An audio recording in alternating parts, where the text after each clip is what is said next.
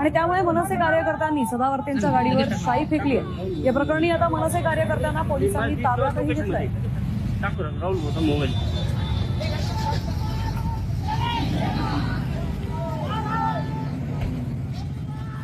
आपले प्रतिनिधी अक्षय शिंदे आपल्यासोबत जोडले गेलेत। अक्षय, आता जालन्यात सदावर्तेंच्या गाडीवर शाई फेक करण्यात आली आहे, काय तिथली परिस्थिती आहे?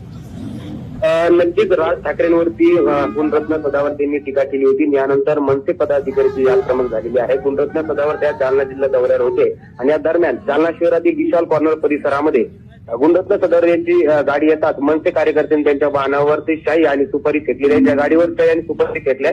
त्या गाडीमध्ये सदावर्ते यांचं कुटुंबीय देखील होते आणि या प्रकरणी आता सिन्नर जिल्हा पोलिसांनी मनसेच्या 5 ते 6 पदाधिकाऱ्यांच्या ताब्यात घेतलेलं आहे। खरं तर राज ठाकरे यांच्यावरती टीका केल्यानंतर वकील गुणरत्न सदावर्ते यांच्या विरोधात आंदोलन देखील जालन्यामध्ये झालं। तर तेव्हाच मनसे सैनिकांनी असा इशारा जो आहे तो दिलेला होता। आज अगदीच धन्यवाद आपण दिलेल्या सविस्तर माहितीबद्दल।